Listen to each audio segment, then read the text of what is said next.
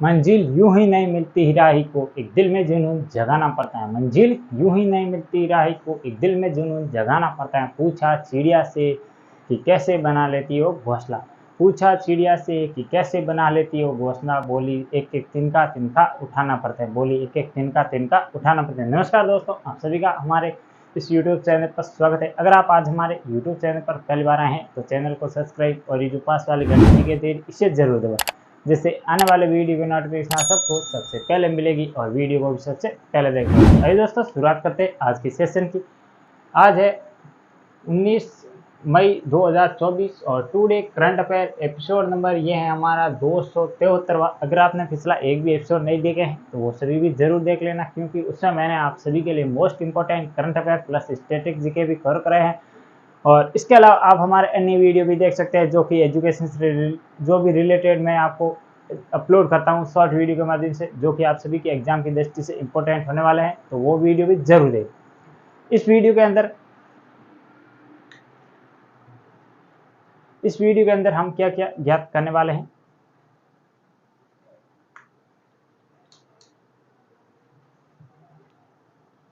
इस वीडियो के अंदर हम क्या क्या ज्ञात करने वाले हैं उस पर मैं बात करने वाला हूं। तो इस वीडियो के अंदर मैं आपको बताने वाला हूं विश्व का इतिहास, विश्व का मतलब करंट अफेयर, प्लस मैं आपको बताने वाला हूं भारत का करंट अफेयर, प्लस मैं बताने वाला हूं राजस्थान का करंट अफेयर।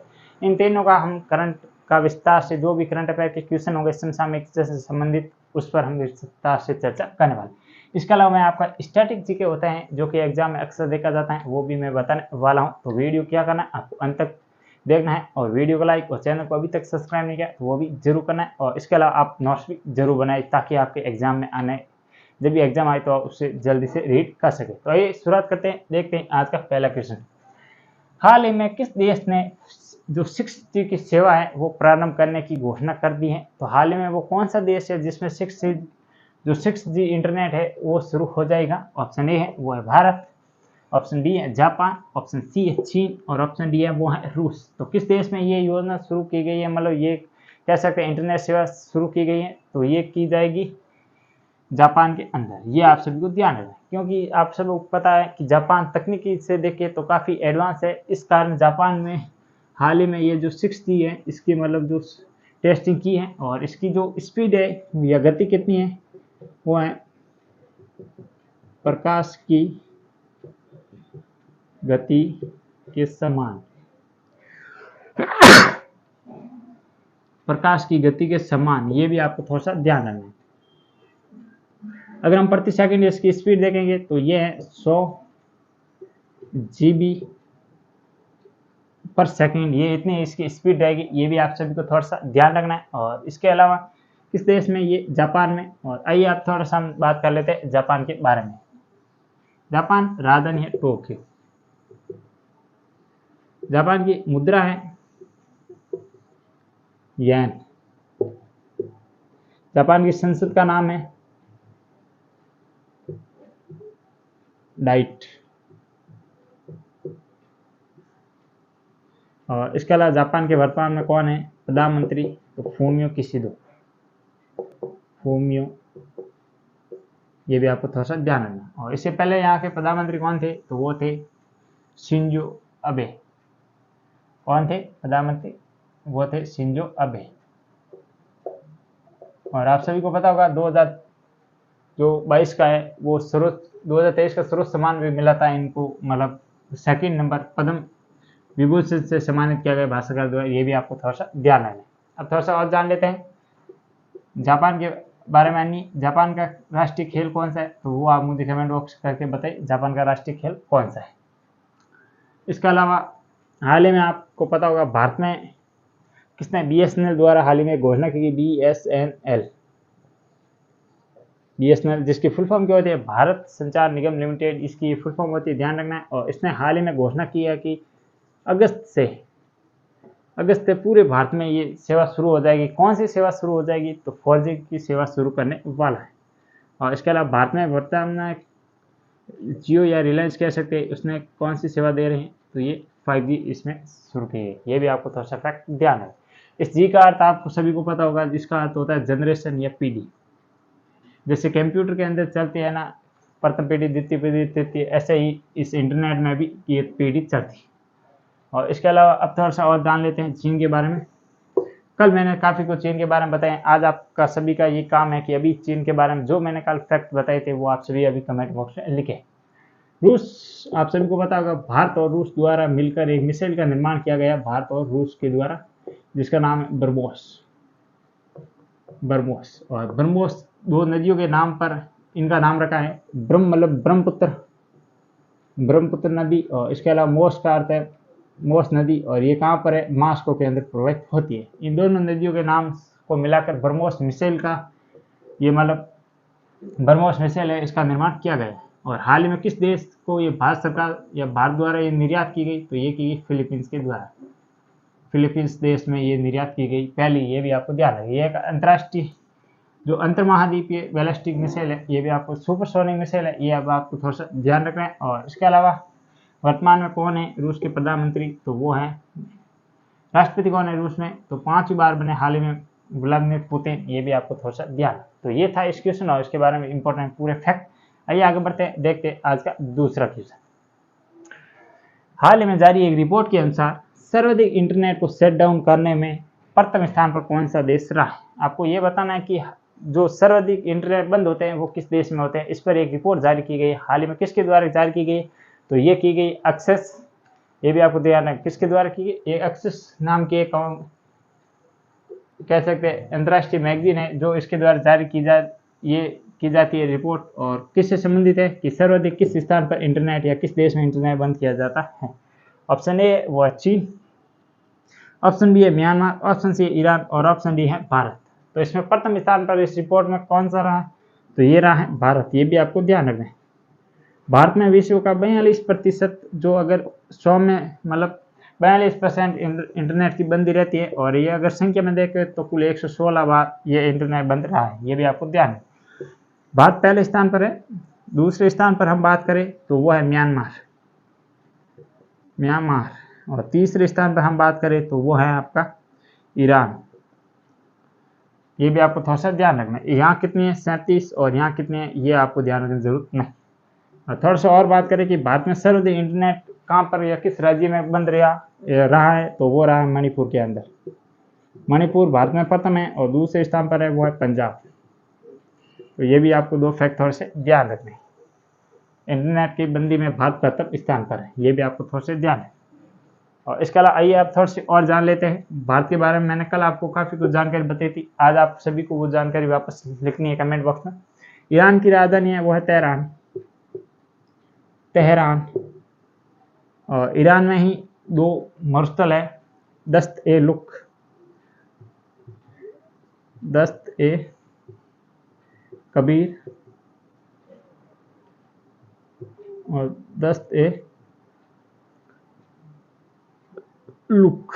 तो ये आपको थोड़े से 2 मरुस्थल है, ये भी आपको ध्यान रखना। दजला और फरात नदियाँ कहाँ पर प्रवाहित होती है, तो ये भी दजला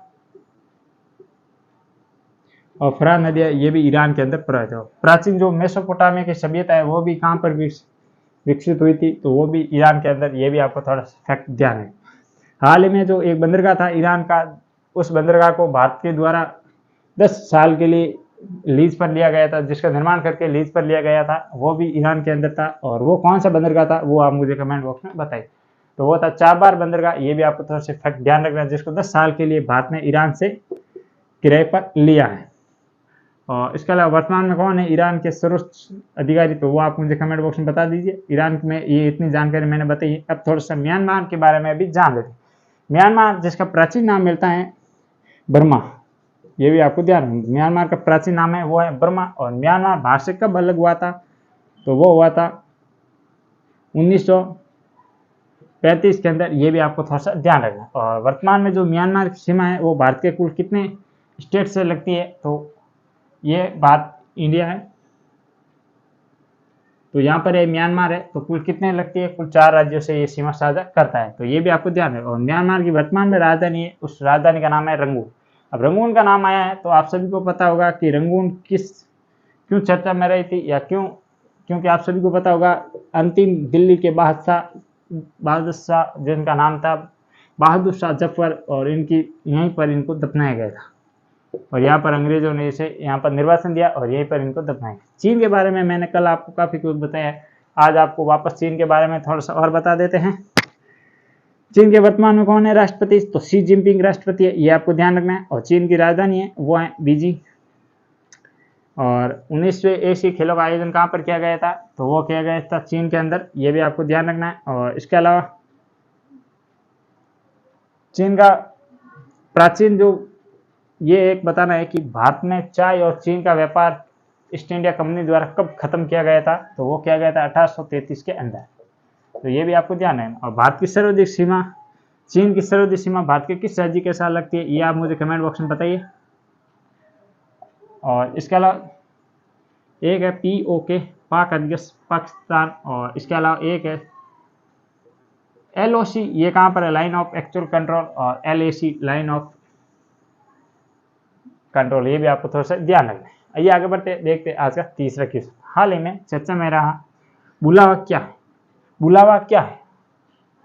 एक यहाँ पर ये एक ऑप्शन लिखे, एक ऐसे यहाँ ये लिख दीजिए कि एक प्रकार का रिवाज। अब बताइए इसका आंसर क्या होगा। हाल ही में चर्चा में रहा बुलावा क्या है। ऑप्शन ए है एक योजना, ऑप्शन ए है एक मिसाइल, ऑप्शन ए है वो है एक कार्यक्रम, और ऑप्शन डी है वो है एक प्रकार का रिवाज। तो बुलावा क्या है, तो आप मुझे कमेंट बॉक्स में बताइए, 5 जल्दी बताइए कि इसका राइट आंसर क्या होने वाला है, कि बुलावा क्या है। तो ये होगा एक प्रकार की मिसाइल का प्रकार है, ये भी आपको ध्यान है। तो हाल ही में किस देश ने ये एक ऐसी मिसाइल बनाई है, तो ये बनाई है रूस ने। रूस ने हाल ही में एक अंतरद्वीपीय मतलब बैलिस्टिक मिसाइल का निर्माण किया गया है, जो कि एक द्वीप से दूसरे द्वीप पर ये अटैक कर सकती है, और इसकी रेंज है वो है 8000 प्लस किलोमीटर, ये भी आपको थोड़ा सा ध्यान रखें, इतनी इसकी रेंज है। और इसके अलावा ये हाल ही में इसका निर्माण किया गया, और ये है एयर टू एयर मिसाइल है, ये भी आपको थोड़ा सा ध्यान रखना है। एक महाद्वीप से दूसरे महाद्वीप तक ये जा सकती है। रूस के बारे में मैंने जानकारी बता दी थी। और इसके अलावा आप सभी को बताना है PATNA पटना,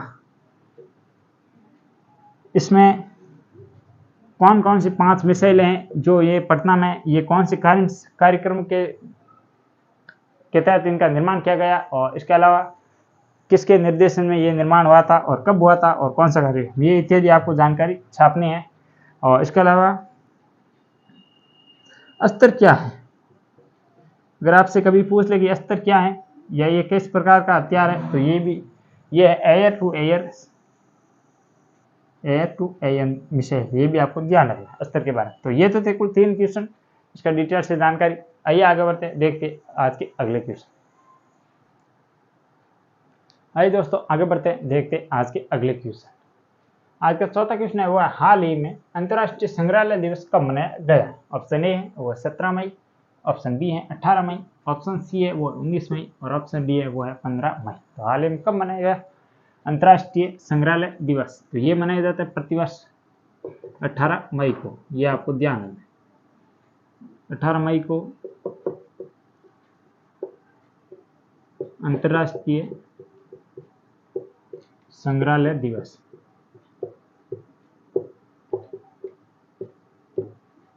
कब से इसकी शुरुआत हुई है, तो शुरुआत 1992 से। किसके द्वारा मनाया जाता है, यूनेस्को के द्वारा। यूनेस्को का मुख्यालय कहाँ पर है, पेरिस।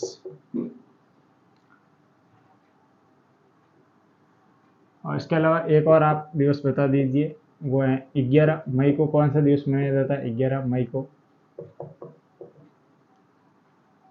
और इसके अलावा एक 16 मई को कौन सा दिवस मनाया, ये 2 दिवस आपको बताने हैं। यूनेस्को की बात करें तो आप सभी को पता होगा यूनेस्को की फुल फॉर्म क्या है, तो united nation education and social cultural of organization, ये इसकी फुल फॉर्म है, ध्यान रखना। और इसके अलावा यूनेस्को द्वारा भारत में कुल कितने अमूर्त धरोहर कुल कितनी अमूर्त धरोहर हैं जिनको शामिल किया गया है इस सूची में, तो ये हैं कुल 15। और हाल ही में 15 किस अमूर्त धरोहर को शामिल किया गया है, तो वो किया गया है गरबा को। ये भी आपको ध्यान रखना है। गरबा मुख्य रूप से किस राज्य में किया जाता है, तो ये किया जाता है गुजरात में। और इससे पहले जो 14 नंबर के थी वो था दुर्गा पूजा, जो कि पश्चिम बंगाल में की जाती थी। ये भी आपको थोड़ा सा ध्यान रखना है। अमूर्त धरोहर उसे कहते हैं जिसे हम छू नहीं सकते हैं पर महसूस कर सकते हैं। ये भी आपको ध्यान रखना। जैसे 2010 के अंदर राजस्थान में कालबेलिया नृत्य को इसमें शामिल किया गया है। और इसके अलावा 2000 कब, तो 2018 के अंदर, जो उत्तर प्रदेश में कुंभ का आयोजन किया जाता है, उस कुंभ मेले को उसको भी अमूर्त धरोहर में शामिल किया गया। ये भी आपको ध्यान रखना है। और इसके अलावा इंटरनेशनल म्यूजियम डे है, तो ये मनाया जाता है 18 मई को प्रतिवर्ष। तो ये भी इतना फैक्ट आप सभी को ध्यान रखें। आइए आगे बढ़ते हैं। ये तो थे कुल 4 क्वेश्चन जिसमें मैंने आपको विश्व भारत का करंट अफेयर बताए हैं। अब आगे बढ़ते हैं, देखते हैं आज के ये 2 क्वेश्चन जो कि स्पेशल होने वाले हैं राजस्थान करंट अफेयर से संबंधित। तो आज का 5वां क्वेश्चन है वो है, हाल ही में राजस्थान विधानसभा ने कौन सा ऐप को लॉन्च किया है। इससे क्या होगा कि इस ऐप के माध्यम से आप राजस्थान विधानसभा के जो भी कार्य हैं वो डिजिटल होंगे। और इसके अलावा जो भी परमिशन दी जाएगी वो सब डिजिटल के रूप में की जाएगी। तो ऑप्शन ए है वो है नेवा, ऑप्शन बी है वो है उत्कर्ष किसान, ऑप्शन सी है वो है ई बिल, और ऑप्शन डी है वो है राजस्थान विधानसभा एप्लीकेशन। तो किस ऐप को हाल ही में लॉन्च किया गया है, तो ये किया गया है नोवा को। ये भी आपको ध्यान रखना है। इससे क्या होगा कि राजस्थान विधानसभा के जितने भी कार्य हो गए सब अब डिजिटल होने वाले हैं। और इसके अलावा राजस्थान जो विधानसभा का नया सत्र है वो भी इसी ऐप के माध्यम से शुरुआत की जाएगी। जो भी कामकाज हो गए वो इत्यादि इसी ऐप से संबंधित हो गए। ये भी आपको ध्यान है। एक आपको दिखाई दे रहे हैं उत्कर्ष किसान ऐप, ये हाल ही में किसके द्वारा लॉन्च किया गया है, तो ये नागौर में एक स्टार्टअप द्वारा ये ऐप को लॉन्च किया गया है। और ये किससे संबंधित है, विशेष रूप से किसानों की जो भी वस्तु होती है उसे क्रय विक्रय करने के लिए इस ऐप के माध्यम से वो कर सकते हैं, या इत्यादि उसके जो भाव इत्यादि सभी जानकारी यहाँ से ग्रहण कर सकते हैं इस ऐप की। ये भी आपको ध्यान रखना है। और इसके अलावा आज का 6वां क्वेश्चन है वो हाल ही में विश्वविद्यालय को कितने गांवों को गोद लेने के लिए अनिवार्य किया गया है। ये आप सभी ने आपको पहले भी काफी कुछ मैंने बताया था इसके बारे में। तो ये क्या होता है कि जो विश्वविद्यालय होते हैं इनको परमानेंट जो भी गांव गोद में लेने होते हैं, फिर उस गांव का विकास करना होता है इत्यादि से संबंधित। तो क्या होता था, पहले तो ये ले लेते थे, फिर उनमें कोई भी विकास नहीं होता था, फिर धीरे धीरे वापस छोड़ देते। तो अब क्या हुआ कि इनको जो डिटेल्स मतलब है ना विकास करने के लिए अब अनिवार्य कर दिए गए कि आपको इतने गांव गोद लेने ही पड़ेगी। तो ये ऑप्शन ए है वो है 5, ऑप्शन बी है 1, ऑप्शन जो सी है वो है 2, और ऑप्शन डी है वो है 8। तो कितने गांवों को गोद लेना अनिवार्य किया गया है, तो ये किया गया है 5। अब प्रति विश्वविद्यालय द्वारा 5 गांव गोद लिए जाएंगे। ये भी आपको ध्यान रखना है। और इसके जो आदेश हैं वो किसके द्वारा जारी किए गए, तो वो राजस्थान के राज्यपाल श्रीमान कलराज मिश्र द्वारा ये आदेश जारी किया गया। तो ये भी आपको थोड़ा सा फैक्ट ध्यान रखना है। और इसके अलावा राजस्थान में कौन कौन से प्रमुख विश्वविद्यालय हैं, तो ये आप मुझे कमेंट बॉक्स में बताएंगे। तो ये थी आज की कक्षा। वीडियो कैसा लगा मुझे कमेंट बॉक्स में जरूर बताना। वीडियो को ज़्यादा से ज़्यादा लाइक, और चैनल को आपने अभी तक सब्सक्राइब नहीं किया तो वो भी जरूर करें। कल फिर मिलेंगे इसी जोश और जुनून के साथ। तब तक हमारे साथ बने रहे इसी प्रकार। जय हिंद, जय भारत।